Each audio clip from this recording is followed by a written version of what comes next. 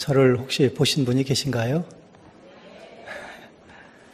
제가 1월 두 번째 주부터 송구영신 예배도 참석을 했고 1월 둘째부터 오늘까지 철야와 2부 예배를 꼬대기 참석을 했습니다.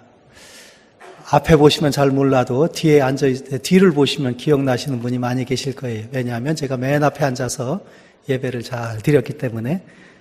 나중에 뒷모습 보여드릴게요. 생각나실 겁니다. 우리 순복음교회가 참으로 좋은 교회입니다, 여러분. 얼마큼 좋으냐면 저 경기도 군포시에 있는 한세대학교까지 우리 진덕민 의인 목사님과 김영성 담임 목사님이 목회를 잘하시고 영성이 뛰어나시고 영권과 물권과 인권이 계시다라는 소문이 거기까지 들렸어요. 제가 이 은퇴 직전에 교회를 한번 개척해야 되겠다라고 마음의 소원이 있습니다. 잘할 것 같은가요? 그래서 사람은 옆에 누구를 만나느냐에 따라서 인생이 바뀝니다. 긍정적인 사람을 만나면 긍정적으로 되고요. 공부 잘하는 사람 만나면 공부 잘하고요. 성실한 사람 만나면 성실하고요. 사업 잘하는 사람 만나면 사업에 성공하고요. 할렐루야. 가장 좋으신 예수님을 만나면 횡재 만나는 겁니다. 저도 우리 진덕민 목사님과 김영성 목사님 이렇게 훌륭하시다라는 소문을 듣고 제가 다른 때는 시간이 별로 없지만 그래도 시간을 내서 예배를 꼭 드려야 되겠다라고 결심을 했습니다. 방학 동안 2달 동안은 꼭 좀 와서 예배를 같이 드려야 되고 우리 진덕민 목사님과 김영성 목사님 목회를 잘 배워야 되겠다라고 생각을 했습니다. 그래서 지금까지 열심히 출석을 했는데 오늘 드디어 제가 교회 오지 마세요라는 얘기를 들었어요. 왜 그런가 하면 65세 넘어서 교회를 개척하면 좋아할 사람 아무도 없다는 거예요. 지금 당장 개척을 하든지 아니면 65세 넘어서 하지 말든지. 그 말씀 들으면서 상당히 충격을 제가 받았습니다. 제가 생각하지 못하는 그것을 들었어요. 아마 하나님께서 목사님을 통해서 저에게 메시지를 주셨는지도 모르겠습니다. 그러면서 하시는 말씀이 그러면 65세 넘어서는 몸 아프고 그러니까 선교를 하는 것이 좋지 목회하면은 사람들 안 옵니다. 괜히 사람들 고통 주지 마세요. 이 말씀을 하시는 거예요. 저는 이때까지 목회 한번 잘해보려고 열심히 준비하려고 했는데 이 말씀을 들으니까 맞는 말씀 같아요. 그래서 제가 기도하면서 이제 더 고민을 좀 해야 될 것 같습니다. 그래서 기도하면서 심각하게 다시 한번 이렇게 결정을 하려고 합니다. 근데 그 말씀이 상당히 맞는 말씀 같아요. 여러분, 이와 같이 우리가 예수님 이름으로 만나면 변화가 있어요. 인생이 변합니다. 우리가 일주일에 몇 번 예배를 드립니다. 제가 시골에서 목회를 할 때 하루는 하도 기가 막혀갖고 숫자를 세봤어요. 내가 일주일 동안 몇 번 예배를 드리나. 많이 드릴 때는 35번 예배를 드리더라고요. 부교육자도 없으니까 제가 다 하는 겁니다. 철야, 새벽 예배, 주일 낮 예배, 저녁 예배 다 하는 거예요. 그리고 또 신방 가서 신방 예배, 구역 예배까지 다 하는 거예요. 하도 기가 막히더라고요. 그래서 35번 일주일 예배를 드리니까 나중에는 어떤 일이 벌어지느냐면 그냥 아무 감정 없이 예배를 참석하는 거예요. 그런데 여러분, 하나님께서 부르실 때는 의미 없이 부르는 때는 한 번도 없어요. 우리가 의미 없게 받아들이는 거죠. 그냥 여러분 아무 생각 없이 교회 왔다 할지라도 이 시간 성령께서 역사하시면 역사가 나타날 줄로 믿습니다. 은혜가 넘쳐날 줄로 믿습니다. 새롭게 다가올 줄로 믿습니다. 저도 역시 마찬가지로 오늘 굉장한 목사님을 통해서 들려주는 말씀에 굉장히 그럴 수도 있겠다. 내 생각만 하고 살았구나라는 생각이 들었어요. 그래서 기도를 열심히 하고 지금 당장 교수직을 그만두든지 그러면서 개척을 하든지 아니면은 교수직 감당하고 목사님 말씀에 따라서 선교 사역을 하든지 아마 심각하게 고민을 하면서 하나님께서 응답하여 주실 줄로 믿습니다. 이 시간 한번 우리 다 같이 일어나셔서 한번 기도하는 시간 갖도록 하겠습니다. 하나님, 우리가 하나님 앞에 왔습니다. 그냥 온 것이 아니라 하나님 사모하면서 왔습니다. 하나님 음성 듣기 위해서 왔습니다. 내 생각과 다르더라도 하나님 말씀하시면 내가 순종하겠습니다. 하나님 은혜를 주시옵소서. 이 답답한 마음이 풀릴 수 있도록 역사해 주시옵소서. 게으른 몸과 마음이 부지런할 수 있도록 하나님께서 변화시켜 주시옵소서. 더욱더 충성스럽게 하여 주시옵소서. 은혜와 복을 넘치도록 부어 주시옵소서. 이 시간에 간절한 마음으로 주여 삼창하시고 기도하시겠습니다. 주여, 주여, 주여. 고맙고 감사하신 아버지 하나님, 이 시간도 하나님을 예배하고자 하나님 앞에 왔습니다. 아버지 하나님이시여, 이 시간에 역사하여 주시옵소서. 말씀으로 역사하여 주시옵소서. 성령으로 역사하여 주시옵소서. 하나님을 만날 수 있는 귀한 시간 되게 도와주시옵소서. 하나님의 말씀에 큰 울림 있는 시간 될 수 있도록 하나님 주장하시고 역사하여 주시옵소서. 이 순간에 우리의 인격이 변할 줄로 믿습니다. 우리의 신앙의 자세가 변할 줄로 믿습니다. 하나님 은혜와 사랑과 성령과 믿음이 충만한 시간 될 줄로 믿습니다. 아버지 하나님이시여, 이 시간은 간절한 마음으로 하나님 앞에 기도하오니 주여, 시간도 우리 가운데 찾아와 주셔서 말씀으로 역사해 주시옵시고 성령으로 역사해 주시옵시고 이 시간도 깨닫는 시간 되게 도와주시고 하나님을 만나는 시간 되게 도와주시고 하나님의 은혜를 받는 시간 되게 도와주시옵시고 하나님의 놀라운 사랑과 축복이 넘쳐날 수 있는 귀한 시간 될 수 있도록 우리 아버지님 주장하시고 함께하여 주시옵소서. 우리의 영혼이 열려서 하나님을 바라볼 수 있도록 축복하시며 우리의 마음이 열려서 하나님의 말씀이 아버지 하나님의 씨가 되고 살이 되게 도와주시고 그 말씀이 아버지 그 싹을 틔우고 나무로 성장하고 열매와 풍성한 열매를 맺어서 아버지 우리 신앙생활과 우리 가정과 아버지 하나님이시여 우리의 직장과 사업장과 이 나라 민족 특별히 우리 순복음께 크게 기여하고 풍성하고 충수할 수 있는 이 한 시간 거룩한 시간 하나님의 축복의 시간이 될 수 있도록 우리 아버지 하나님께서 주장하시고 함께하여 주시옵소서. 거룩하신 예수님의 이름으로 기도드렸습니다.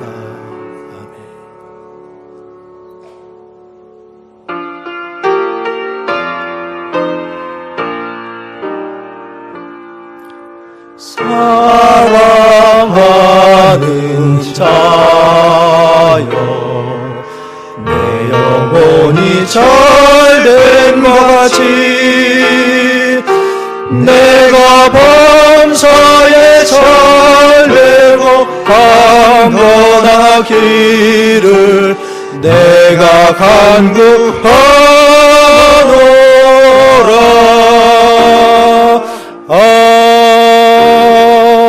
아멘.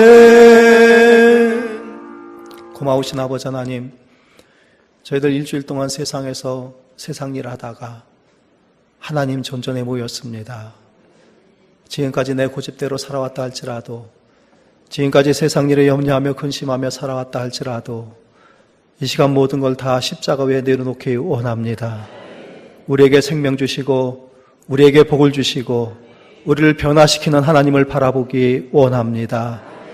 성령이 바람같이 불같이 역사하여 주셔서 하나님의 온전한 뜻을 깨닫는 귀한 시간 될 수 있도록 축복하시고 함께하여 주시옵소서. 성령님 모셔드립니다. 인정합니다. 환영합니다. 우리 각 사람 마음 가운데 찾아와 주셔서 안수하여 주시옵시고 우리를 변화시켜 주시옵소서. 존귀하신 예수님의 이름으로 기도드렸습니다. 아멘. 우리 두세 사람 이상씩 인사하겠습니다. 주님 안에서 평안하십시오. 인사하겠습니다. 신약성경은 27권으로 구성되어 있습니다. 여러분 잘 알고 계실 줄로 믿습니다.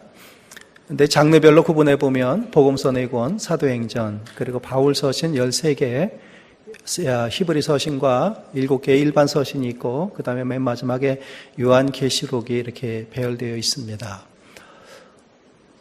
우리가 이 복음서를 살펴볼 때 복음서도 또 두 가지로 나뉩니다. 공관복음과 요한복음 이렇게 나뉩니다. 공관복음이라는 것은 관점이 같다라는 그런 측면에서 공관복음 이렇게 이름을 붙여놨습니다.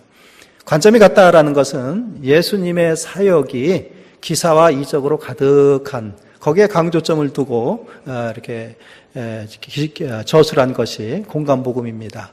공관복음의 특징을 보면 예수님의 행적을 기술하는데 지금 방금 말씀드렸듯이 기사와 이적을 가득 채워놨고요. 그리고 갈릴리에서부터 예루살렘까지 가는 그 여행, 가면서 하신 사역을 이렇게 기록해놨습니다. 반면에 요한복음은 예루살렘과 갈릴리를 왔다 갔다 하시면서 사역하시는 것으로 기록되어 있습니다. 그래서 구분을 해서 공관복음, 요한복음 이렇게 이야기를 합니다. 제가 이 말씀을 드리는 이유는 왜 복음서 하나면 되지? 예수님께서 하신 행적과 예수님께서 가르치신 것을 딱 한 권으로 만들어 놓으면 되지. 왜 4권씩 기록해 놨을까라는 겁니다. 왜 그랬을까? 결론적으로 이야기한다면 예수님은 하나님이십니다. 하나님이시기 때문에 인간의 언어로 다 기술할 수가 없어요. 여러분 은혜 받는 거 서로 다르시죠? 어머니가 은혜 받는 거 다르고 아들이 은혜 받는 거 다르고 아버지가 은혜 받는 거 다르고 딸이 은혜 받는 거 다릅니다. 서로 달라요. 마찬가지로 하나의 책으로 예수님, 그 거룩하신 예수님, 그 위대하신 예수님을 다 기록할 수가 없어요. 그러니까 4명의 복음서 저자들을 통해서 4권의 복음서를 저술할 수 있도록 하나님께서 역사하신 줄로 믿습니다. 그러니까 각 복음서마다 특징이 있어요. 그럼 누가복음의 특징은 무엇일까? 누가복음은 그 특징을 아주 분명하게 기록해 놨습니다.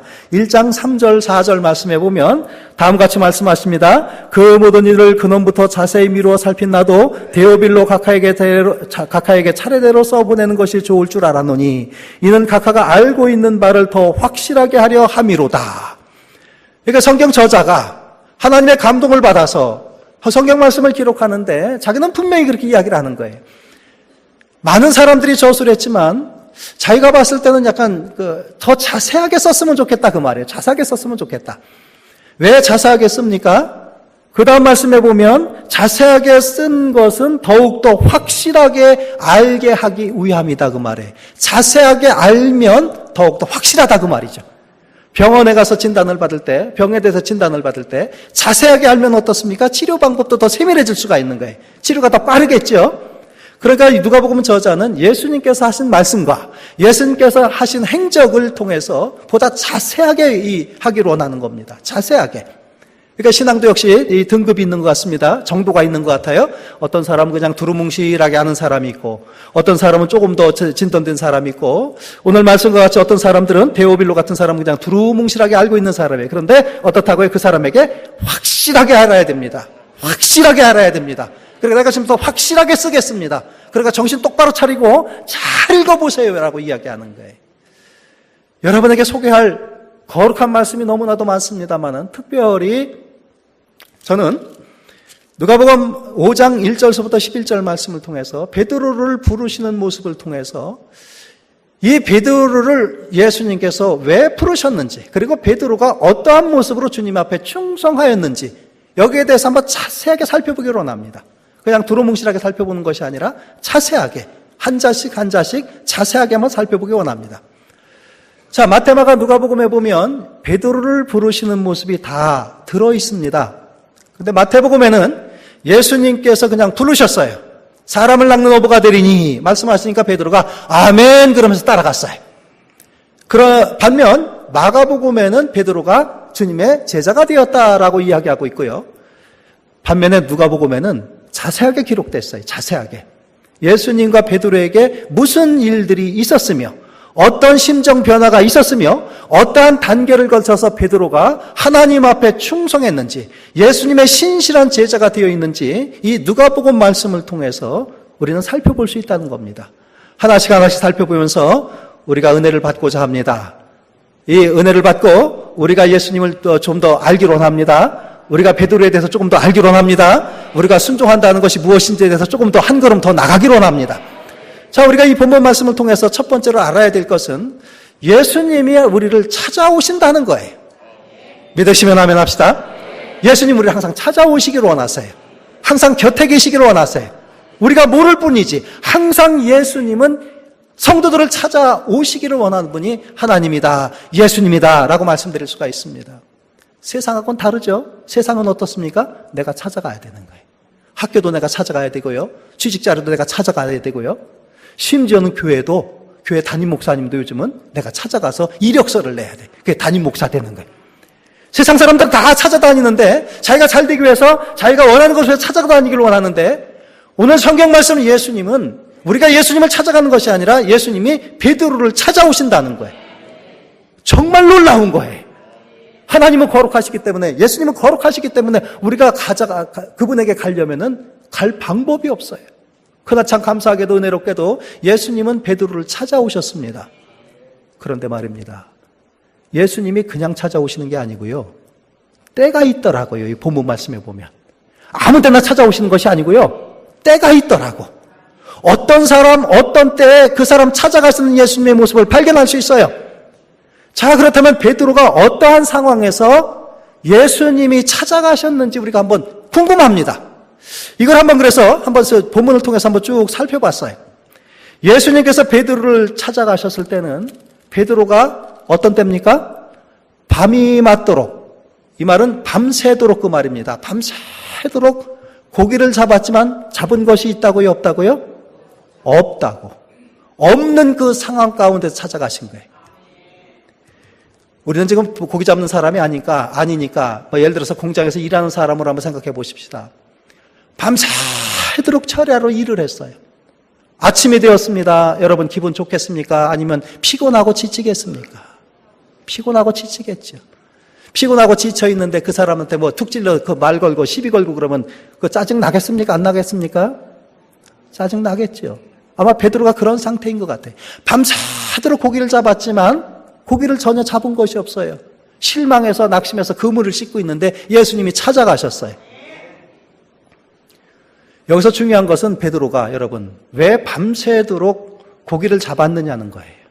왜 밤새도록 고기를 잡았는가? 오늘 본문 말씀에 보면 그물을 씻고 있었거든요. 그물은요, 물론 경우에 따라 다르긴 하지만 그물을 쳐놓고 어느 정도 시간이 지난 다음에 그물을 거두는 거예요. 그렇죠?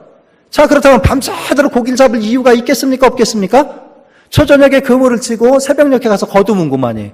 밤새도록 할 이유가 전혀 없어요. 아니면 그 전날 그물을 쳐놓고 그 다음날 밤에 가서 거두는구만이에요.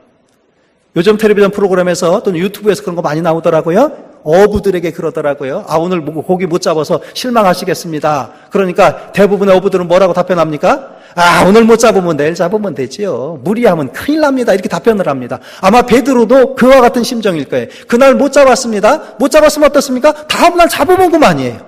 그럼에도 불구하고 베드로는 밤새도록 던지고 또 던지고 던지고 또 던지고 던지고 또 던지고 계속해서 잡은 거예요. 여러분, 왜 그랬을까요? 왜 그랬을까요? 베드로가 욕심이 있었을까요? 참으로 궁금합니다. 그래서 제가 역사책을 한번 찾아봤어요. 예수님 당시에는 도대체 이 사람들이 어떻게 살았을까? 그랬더니 이스라엘이 참 비운의 역사를 가지고 있더라고요.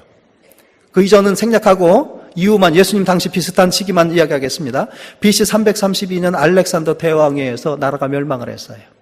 나중에 잠깐 독립을 했는데 BC 63년에 폼페이에 의해서, 폼페이 로마 장군 폼페이죠. 폼페이에 의해서 로마에 의해서 멸망을 당했습니다. 그리고 로마가 헤롯 대왕을 통치자로 삼아서 36년, BC 36년에 이스라엘을 다스리게 했어요. 근데 여기서 중요한 것은 이 알렉산더 대왕이 이스라엘을 통치하는 방식이에요. 이스라엘 통치하는 방식. 일인들이 과거에 우리나라를 통치할 때 어떤 통치 정책을 쳤죠?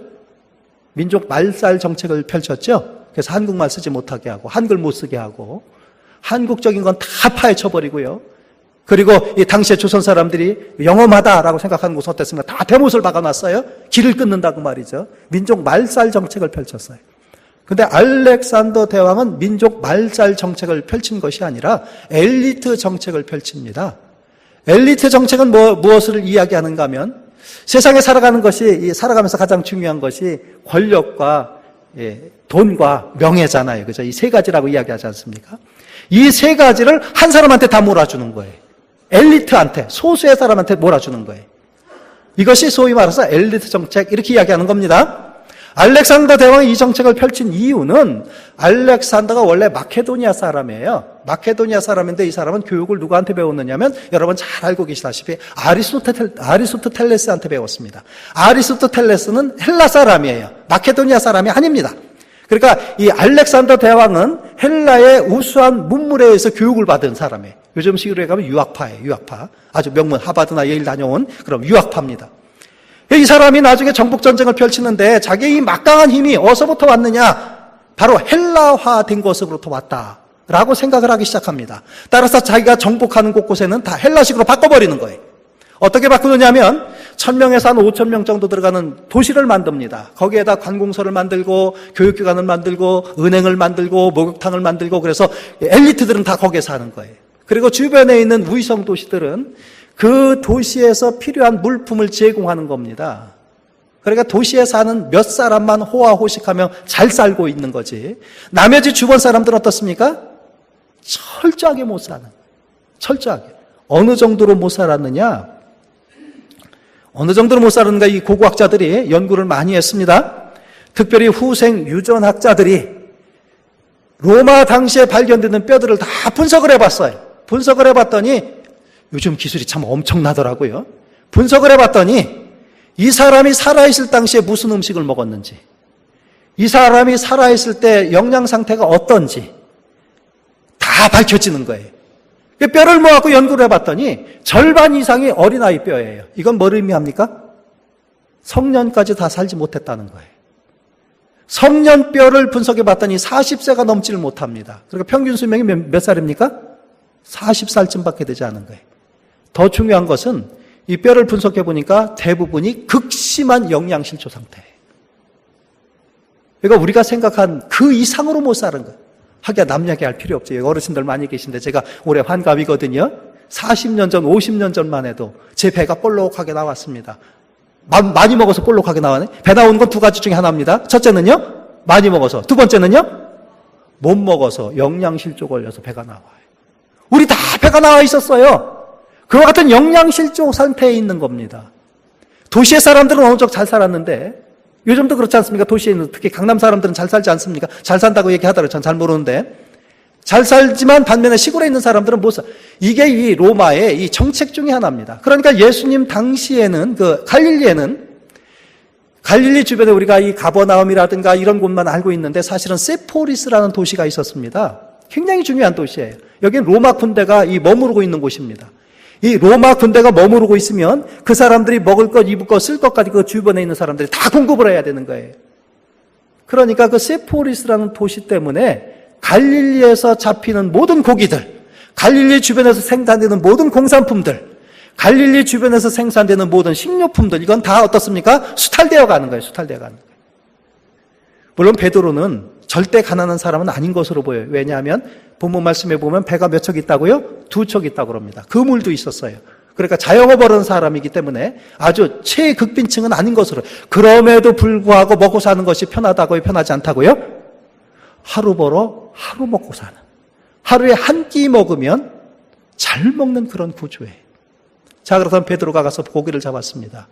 고기를 잡아갖고 가야 집에 있는 아내나 집에 있는 어머니나 여자분들, 집에 있는 자녀들 먹일 거 아니겠어요? 고기를 못 잡았습니다. 그럼 빈손으로 가면 어떤 일이 벌어지죠? 네? 먹을 것이 없죠. 먹을 것이 없죠.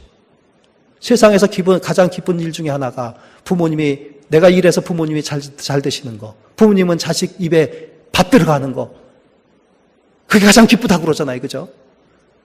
우리가 친한 사람 어떻습니까? 만나서 밥 한 개 먹는 게 굉장히 친한, 이 먹고 마시는 것이 얼마나 중요한지 몰라요. 베드로는 밤새도록 고기를 잡았는데 못 잡은 거예요. 못 잡은 거예요. 그러니까 다음은 한 마리라도 잡으려고 애를 쓴 겁니다. 밤새워 애를 쓴 거예요. 영어로 보니까 하드워크라고 돼 있더라고요. 굉장히 열심히 일을 한 거예요. 아주 고통 중에 일을 한 거예요. 그럼에도 불구하고 고기를 한 마리도 못 잡았습니다. 지치고 피곤하고 낙심하고 좌절하고 집에 들어가면 볼 면목이 없는 거예요. 예수님께서 그때 찾아가신 거예요. 그때 찾아가신 거예요. 사람하고는 다릅니다. 사람은요, 그 사람 잘 됐을 때 찾아가요. 그죠? 잔치집에 가길 좋아합니다. 초상집보다는 잔치집에 가길 좋아해요. 잘난 사람, 그 사람 찾아가기 원합니다. 제 은사 교수님 중에 그런 말씀 하시더라고요. 65세 지내니까 자기 부르는 사람도 있고 놀자는 사람도 없고 은퇴하니까 그렇다고. 제가 그걸 깨닫지 못해 우리 진덕민 목사님을 통해서 오늘 제가 깨달았습니다. 할렐루야. 그러시더라고요. 명예 끊어지고 돈 떨어지고 권력 없으면은요 아무것도 아니야. 특히 우리나라는요 권력 떨어지면은요 그 다음 갈 곳이 어디죠? 의왕이죠. 그래서 그래 의왕이 굉장히 나쁜 의미로 돼 있습니다. 머릿속에 의왕 그러면 교도소가 있고 구치소가 있고 별로 안 좋아. 근데 어떤 목사님이 그러시더라고요. 의의 왕이 사시는 분이 의왕이다. 할렐루야. 그 다음부터 의왕에 대한 이미지가 제가 조금 바뀌었습니다. 우리는 권력 떨어지는 순간 어떤 일이 벌어집니까? 감옥으로 가는 거예요. 감옥으로. 그런데 우리 주님은 물론 권력자에 찾아가시기도 해요. 그죠? 근데 권력자에게 찾아가시는 때는요, 깨닫게 하기 위해서, 책망하기 위해서 찾아가시는 경우가 많아요. 소출이 많은 농부가 창고를 가득가득 채워놓고 더 늘려 채워놓고 내 영혼아 편히 먹고 마시자. 그날 주인이 찾아가서 오늘 주님께서 내 영혼을 걷어가면 내가 준비한 것이 다 뭐냐.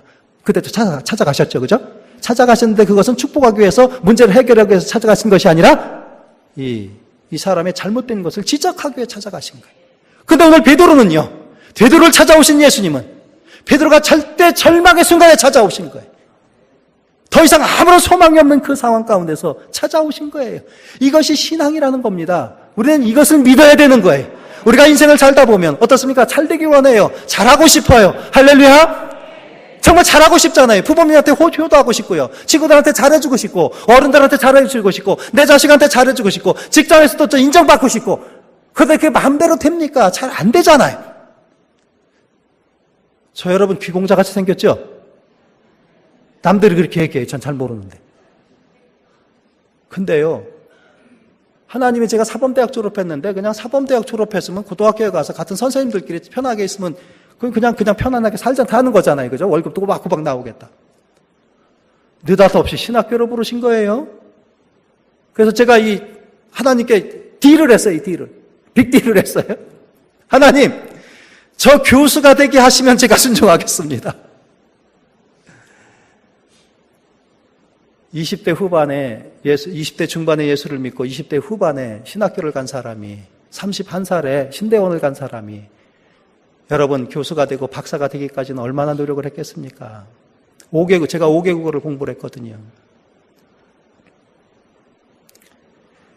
그 순간 얼마나 좌절했는지 몰라요. 특히 교수가 됐을 때 사람들이 다 교수가 되면 그냥 뭐 괜찮다라고 하잖아요. 그죠? 그런데 가보니까요, 소위 말해서 스카이 대학 출신자들만 있는 거예요. 저는 저 지방에 있는 대학을 나왔거든요. S대학 나오신 분이 저한테 슬그머니 오시더니 그러더라고요. 에이, 무슨 대학 나왔어? 그러더라고요. 그 말이 무슨 말이에요? 대학 나왔다는 얘기예요? 아니면 현찮은 대학 나왔다는 얘기예요? 스카이 나오신 분, 지잡대 나오신 분들 너무 저기 하지 마십시오. 그래도 그 사람도 자존심이 있습니다. 그냥 비슷한 데서 같이 살면은 한계를 못 느껴요. 그런데 대한민국 최고의 엘리트 사회에 가득 끼워놓으니까 얼마나 좌절을 했겠습니까? 얼마나 낙심을 했겠습니까? 제가 고개를 반듯하게 보고 고개를 이렇게 번쩍 들고 반듯하게 걷고 논문이나 책 쓰나 모든 일에 자신감을 갖게 된 것은 한 3년밖에 되질 않아요. 그때 주님을 만났어요, 제가. 주님을 만났어요. 그러니까 변화가 되더라고요. 자신감이 회복되더라고요. 우리 중에도 아마 그런 분들이 꽤 계실 거예요. 공부 잘하고 싶은데 못하는 거예요. 공부 못하고 싶은 사람 누가 있겠습니까? 공부 잘하고 싶지 않은 사람 누가 있겠습니까? 못하는 거예요. 사업 잘해서 정말 다른 사람에게 귀감이 되고 교회에서도 정말 충성하고 그거 하고 싶지 않은 사람이 누가 있겠어요? 잘 안 되는 거죠. 여러분, 우리의 하나님은 권력 있고 명예 있는 사람에게도 찾아가시지만 특히 낙심하고 좌절해 있는 사람에게 찾아가실 줄로 믿습니다. 따라서 우리가 세상 살아가면서 무엇이 있는가, 무엇을 가지고 있는가, 무엇을 아는가 전혀 문제 없어요. 전혀 문제 없어요. 하나님께서 우리를 만나주시기만 하면 되는 거예요. 이와 같은 놀라운 역사가 우리 가운데 있게 될 줄로 믿습니다. 이 시간에 있게 될 줄로 믿습니다. 왜냐하면 베드로를 찾아가신 주님께서 이 시간에 하나님을 사랑해서 함께 모여서 예배드리며 말씀드린 저와 여러분에게 찾아오실 줄로 믿습니다. 뿐만 아니라 우리가 깨달을 수 있는 것은 이 베드로의 모습입니다. 베드로의 모습. 아까 제가 말씀드렸죠. 베드로가 밤새워 고기를 잡았다고 그랬죠.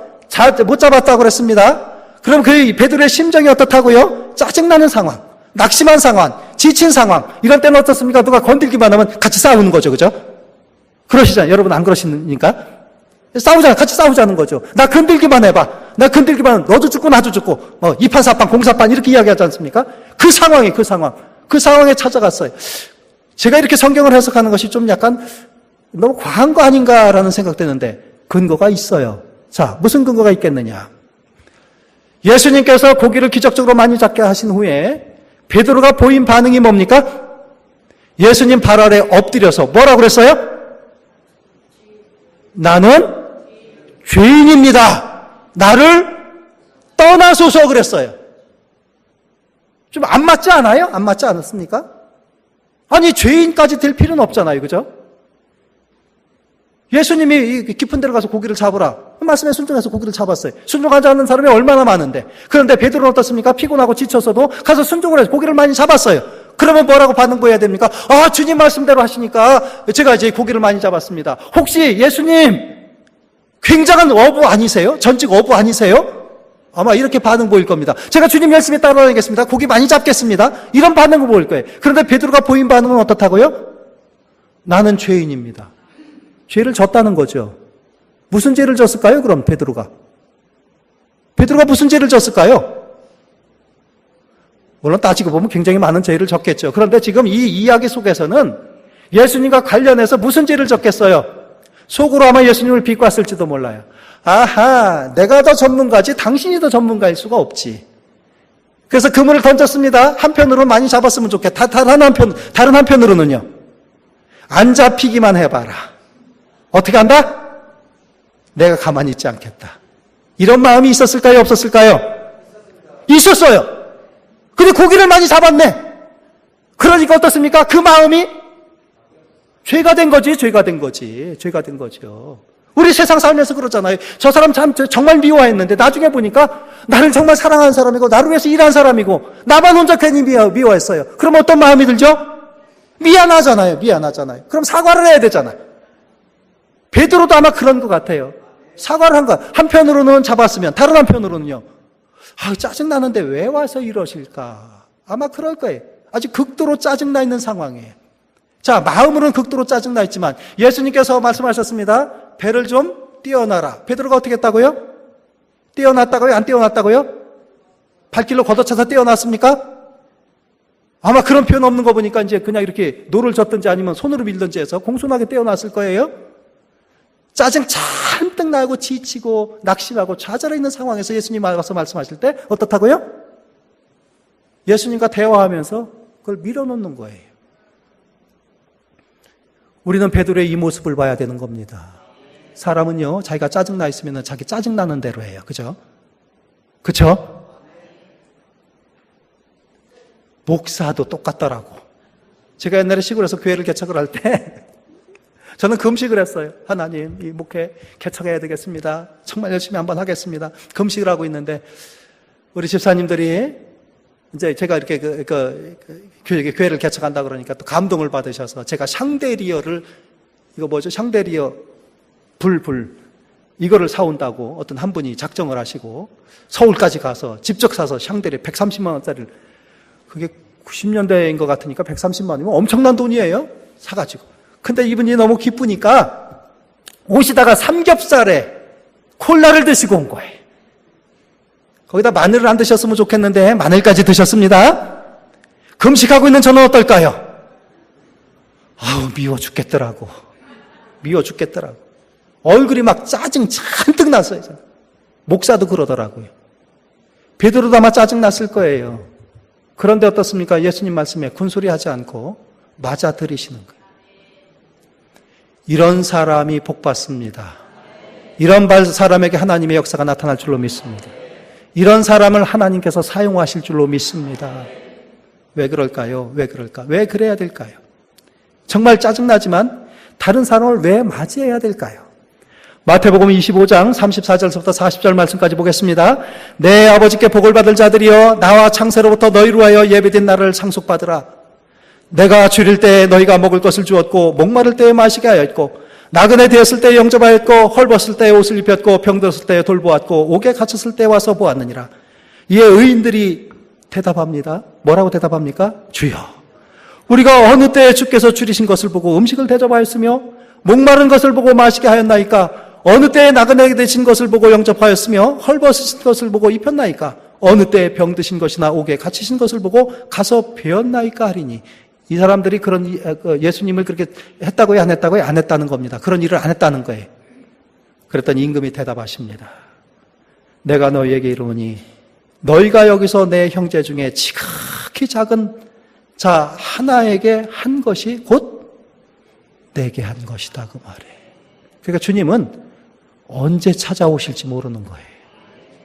근데 오늘 본문 말씀해 보니까 눈치는 좀 채겠죠, 그죠? 주님 언제 오신다고요? 내가 절망하고 있을 때, 내가 최선을 다했는데 실패했을 때, 더 이상 뭐 방법이 없는 거예요. 더 이상 방법이 없을 때 주님 찾아오시는 거예요. 이 중요한 것은 그때 모든 사람들 어떻습니까? 다 절망하고 있어요. 짜증내고 있어요. 인생 포기합니다. 누가 나 건들기만 하면 같이 쌈박질 하려고 하는 준비가 다 돼 있어요. 그때 병자가 찾아오면 어떻습니까? 재수 없다고 가라고 그러겠죠. 그죠? 그때 옥에 갇혀 있는 사람 가서 이제 뭡니까? 옥바라질 하라 그러면 그거 할 수 있는 사람이 누가 있겠습니까? 내가 지금 죽겠잖아요. 내가 실패를 했잖아요. 주님께서는 그러나 그런 사람들에게 베풀라는 거죠. 그래서 나이가 들면은요, 신앙생활을 오래 하면은 자기 얼굴에 자기가 책임을 져야 돼요. 믿으십니까? 예수님을 잘 믿는 사람은 표정에서 나타나야 되는 거예요. 그래서 혹시 여러분, 내 표정이 평소에 어떨까? 한번 모르는 사람한테 휴대폰 주면서 동영상 촬영 좀 해달라고 한번 부탁을 한번 해보십시오. 내 평소에 어떨까? 아무 생각 없이 그냥 길 걷고 사람들 대하고 그러는 게 평소에 어떨까? 내 표정이. 어떤 사람이 그러더라고요. 한국에 가보니까 모든 사람이 성질나 있다고. 여러분들은 얼굴이 해같이 빛날 줄로 믿습니다. 베드로의 장점이에요. 베드로의 장점. 짜증났지만 힘들지만 나는 힘들지만 상대방이 요구하니까 들어주는 거예요. 호의를 베푸는 거예요. 놀라운 진리입니다. 놀라운 진리예요. 세상 사람들은 잘난 사람한테만 잘 보이려고 합니다. 그러나 하나님을 믿는 사람은 실패한 사람을 오히려 더 챙기는, 이것이 하나님의 사람인 줄로 믿습니다. 마지막으로 세 번째, 이 베드로에게 주님께서 이 기자와 이적을 행하시기 위해서 깊은 데로 가서 그물을 던져라라고 말씀하셨는데, 이 본문 말씀에 보면 뭐라고 이야기합니까? 5절 말씀, 시몬이 대답하여 이르되 선생님, 우리들이 밤이 새도록 수고하였을 때 잡은 것이 없지만은 어떻게 한다고요? 말씀에 의지하여 이렇게 돼 있어요. 근데 성경이 헬라어로 기록된 거 여러분 다 아시죠? 그 헬라어로 기록된 것을 다시 한번, 우리말하고 약간 뉘앙스가 다릅니다. 물론 이제 외국어 잘하시는 분들 다 아시겠습니다만 우리 한국사님 일본어 잘하시잖아요. 일본어 체계하고 한국 체계하고 조금 다르죠? 표현법이 좀 다릅니다. 그러니까 의역을 해야 돼, 의역을 해야 되는데, 그래도 일본하고 한국하고 문화가 비슷해서 그렇게 크게 다르진 않는 것 같아요. 그런데 영어라든가 독일어라든가 2000년 전에 사용된 헬라어라든가 이런 것들은 어떻습니까? 많이 달라요. 의미가 달라요. 그래서 그 원어에 따라서 한번 번역을 해보니까 어떻게 번역되는가 하면, 그러나 만일 당신이 그렇게 말씀하시면, 오늘 우리 말씀에, 우리 성경에 말씀에 의지하여라는 것과 약간 다르죠, 그죠? 예, 다릅니다. 당신이 그렇게 말씀하시면, but if you so say, 당신이 그렇게 말씀하시면, 혹은 당신이 그렇게 말씀하셨기 때문에, 내가 그렇게 한번 해보겠습니다. 이런 말 여러분 언제 사용하죠? 당신이 말씀했기 때문에 한번 해보겠습니다. 언제 사용하죠? 그냥 무조건 순종하겠다는 말이에요? 아니면은 내 생각과는 다르지만 그냥 한번 따라보겠다는 말인가요? 내 생각과는 좀 다르지만 한번 따라보겠다는 거예요. 여기서 전문가는 누구죠? 베드로예요, 베드로. 예수님은 갑자기 오신 분입니다. 전문가는 나 같은데, 내가 더 전문가 같은데 어떻다고요? 어떤 분이 와서 이렇게 말씀하시니까 내 생각하고는 다른 거예요. 그런데 어떻습니까? 혹시 그것이 하나님의 말씀인지 모르니까 내가 한번 해보겠습니다. 물론 동기가 이랬든 저랬든 간에 한번 해보는 거예요. 여기서 우리는 믿음의 모습, 믿음의 영성을 발견할 수 있어요. 믿음이란 내 생각과 달라도 순종하는 것. 내 경험과 달라도 순종하는 것. 나한테 그렇게 하면 손해날 거 뻔히 알면서도 순종하는 거예요. 좋아서 순종하는 것이 아니라 도저히 동의할 수 없어도 순종하는 것이 믿음입니다, 여러분. 내가 손해가 나도 그대로 하는 것이 믿음입니다, 여러분. 이것이 믿음이라는 거예요. 베드로는 그 모습을 보이는 거예요, 그 모습을. 자, 그렇다면 여러분, 왜 이렇게 말씀에 순종해야 됩니까? 왜 성경 말씀에 왜 순종해야 됩니까? 왜 100% 순종해야 됩니까? 가장 믿음 좋은 사람 120%, 200% 순종하는 사람이에요. 왜 그래야 됩니까? 왜 그래야 됩니까? 성경에 이미 다 기록해 놨어요. 첫째, 하나님의 생각이 내 생각보다 어떻다고요? 더 높기 때문에 그렇습니다. 이사야 55장 8절 9절 말씀, 이는 내 생각이 너희 생각과 다르며 내 길은 너희 길과 다름이라. 야훼의 말씀이니라. 이는 하늘이 땅보다 높음 같이 내 길은 너희 길보다 높으며 내 생각은 너희 생각보다 높음이니라. 할렐루야. 우리가 도저히 이해하지 못해도 하나님은 저 위에 계신 분이에요. 저 위에 계신 분. 저 위에 계신, 우리가 도저히 생각할 수 없는, 따라서 우리가 가지고 있는 지식은요, 정말 쥐뿔이에요. 쥐뿔. 쥐뿔 없잖아요. 그죠? 우리가 가지고 있는 지식은 정말 없는 거예요. 하나님의 지식에 비유해 볼 때 정말 없는 거예요. 그러니까 하나님 말씀에 순종할 수밖에 없어요. 자, 그런데 더 중요한 것은요, 하나님의 생각이 이렇게 높은데 하나님의 생각, 성도들을 향한 하나님의 생각 분명하다는 거예요. 어떻다고요? 저주가 아니라 축복이라는 거예요. 하나님 말씀에 순종했을 때 안 되는 것이 아니라 잘 된다는 거예요. 축복받는다는 거예요. 예레미야 29장 11절 말씀 읽어보겠습니다. 야훼의 말씀이니라. 너희를 향한 나의 생각을 내가 하나니 평안이요 재앙이 아니니라. 너희가 미래와 희망을 주는 것이라니요. 하나님의 생각, 하나님의 말씀에 순종했을 때 잘못되는 경우가 없어요. 실패하는 경우가 없어요. 항상 축복받습니다. 평안은 없습니다. 그러니까 하나님 말씀에 순종할 수밖에 없는 거죠. 다 내려놓고 순종할 수밖에 없는 거죠. 저도 65세 지나서 목회를 한번 해봤으면 라는 소망을 갖고서는 오늘 진 목사님 말씀을 통해서 그게 아닌 것 같아요. 돌아가서 눈물로 기도할 겁니다. 저는 이때까지 목회하려고 준비해 왔는데 사실 준비 많이 해왔거든요. 목사님을 통해서 그 말씀하셨으니까 하나님 역사해 주시옵소서. 분명한 것은 이러든지 저러든지 저는 상관없어요. 하나님 앞에 쓰임만 받으면 돼. 선교지에 가든지 목회를 하든지 아니면은 지금같이 다른 교회 가서 설교를 하든지 전혀 관계없어요. 내 이 관계없이 순종하는. 요한복음 10장 10절 또 한번 읽어보겠습니다. 도둑이 오는 것은 도둑질하고 죽이고 멸망시키려는 뿐이요 내가 온 것은 양으로 생명을 얻게 하고 더 풍성히 얻게 하라는 것이라. 이분이 하나님이세요. 이분이 베드로를 찾아오신 예수님이세요. 그러니 그 말씀에 순종 아니할 수가 없겠죠. 더 놀라운 말씀이 에베소서 3장 20절 말씀에 기록되어 있습니다. 같이 한번 읽어보겠습니다. 우리 가운데서 역사하시는 능력대로 우리가 구하거나 생각하는 모든 것에 더 넘치도록 능히 하시니. 이분이 누구시라고요? 예수님이세요. 이분이 하나님이세요. 그러니까 여러분, 우리가 이랬으면 좋겠습니다, 저랬으면 좋겠습니다 기도하지 않습니까? 하나님께서는 그 기도를 들어주실 뿐만 아니라 그 기도보다 더한 것도 주신다 그 말이에요. 기도하지 않아도, 그렇다고 기도하지 말라는 건 절대로 아닙니다. 기도 안 해도 마음에 소원 있어요. 마음에 소원, 하나님 이렇게 했으면 좋겠습니다, 저렇게 했으면 좋겠습니다. 그 소원보다 더 풍성하게 채워주시는 분이 누구라고요? 하나님이세요. 하나님이세요. 그러니까 우리가 하나님 말씀에 순종할 수밖에 없는 거예요. 내 생각은 목회하는 거지만 하나님이 선교사 하시라면 순종할 수밖에 없는 거죠. 하지 말라 하시면 안 할 수밖에 없는 거죠. 나는 이렇게 하고 싶은데 하나님께서 명령하시면 그 방법에 따라갈 수밖에 없는 거죠. 하나님 말씀하여 주시옵소서. 내가 순종하겠습니다. 그런 사람들에게 복이 임할 줄로 믿습니다. 뿐만 아니라 하나님은 절대로 거짓말하지 않는 분이세요. 1.1획도 하나님의 말씀이 이루어지지 않는 것이 없습니다. 여러분, 민수기 23장 19절 20절 말씀 한번 읽어보겠습니다. 하나님은 사람이 아니시니 거짓말을 하지 아니하시고 인생이 아니하시니 후회가 없으시도다. 어찌 그 말씀하신 바를 행하지 아니하시며 하신 말씀을 실행하지 아니하랴. 내가 축복할 것을 받았으니 그가 주신 복을 내가 돌이키지 아니하리라. 하나님께서 그렇게 말씀하셨어요. 그리고 절대로 그 말을 변화시키지 아니하세요. 취소 안 하십니다. 인생이 끝나기 전에 혹은 그 자손에게라도 반드시 이루시는 분이 바로 하나님이다 라는 것입니다. 이 말씀을 누가복음 저자가 5장 1절서부터 11절까지 전달하고 있는 겁니다. 제가 제한된 시간이기 때문에 사실 중요한 것들만 말씀드렸어요. 한 절 한자 따지고 들어가면 더 자세하게 나옵니다. 그런데 여러분 염려하지 마십시오. 이 말씀 갖고도 우리가 축복받기에 충분한 말씀이에요. 이 말씀만 가지고도 우리가 영생 얻기에 충분한 말씀입니다. 이 말씀 가지고 우리의 신앙의 믿음이 돈독해지는 귀한 말씀인 줄로 믿습니다.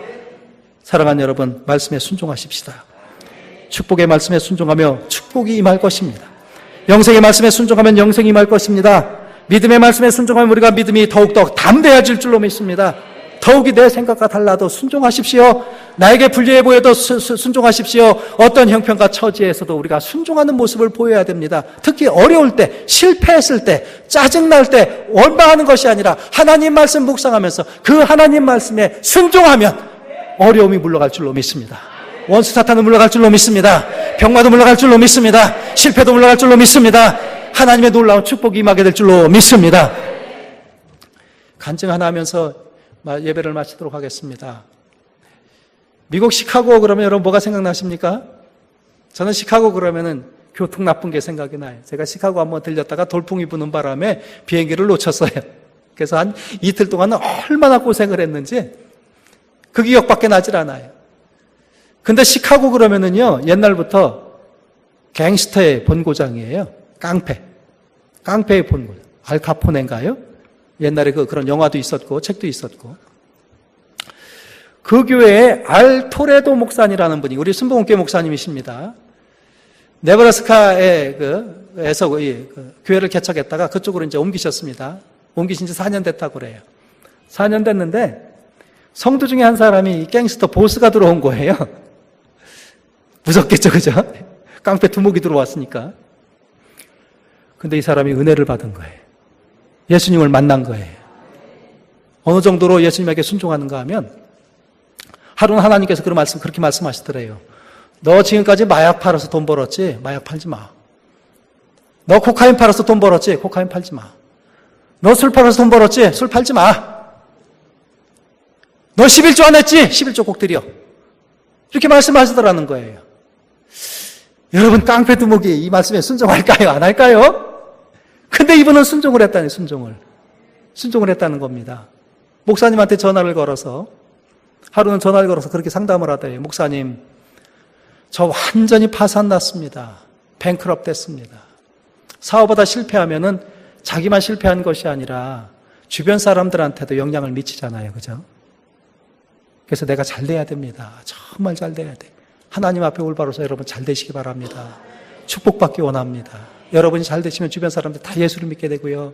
여러분이 민폐를 끼치면 다른 사람 다 실망하게 돼 있어요. 이 사람도 역시 마찬가지로 사업하다가, 이 깡패가 지금까지 코카인 팔고 마약 팔고 돈 벌다가 이걸 안 하니까 돈 벌 방법이 없잖아요. 그러니까 망해버린 거예요. 목사님에게 전화를 해서 그러더랍니다. 그럼에도 불구하고 나는 순종하겠습니다. 더 이상 돈 빌릴 데 없습니다.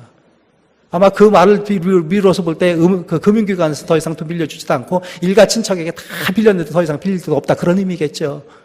그럼에도 불구하고 내가 말씀에 순종하겠습니다.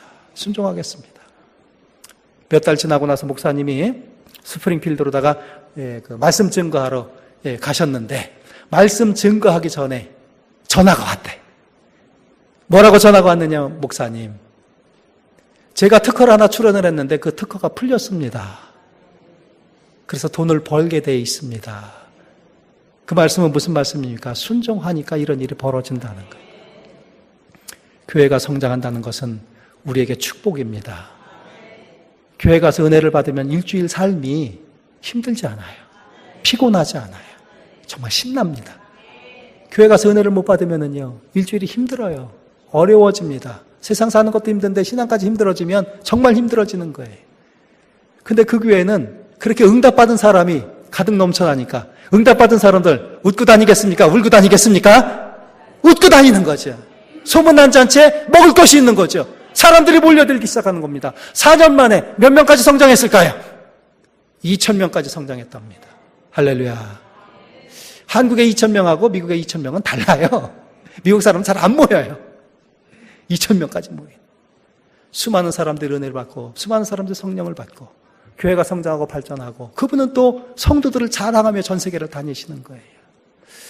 우리가 오늘 말씀을 들었습니다. 베드로도 평범한 사람이었습니다. 그러나 우리와 다른 점이 있었어요.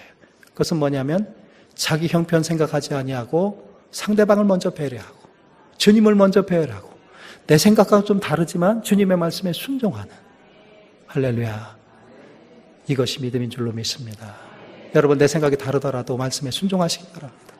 지금 당장 나한테 이 손해가 되는 것 같은데 라고 생각되셔도 순종하시기 바랍니다.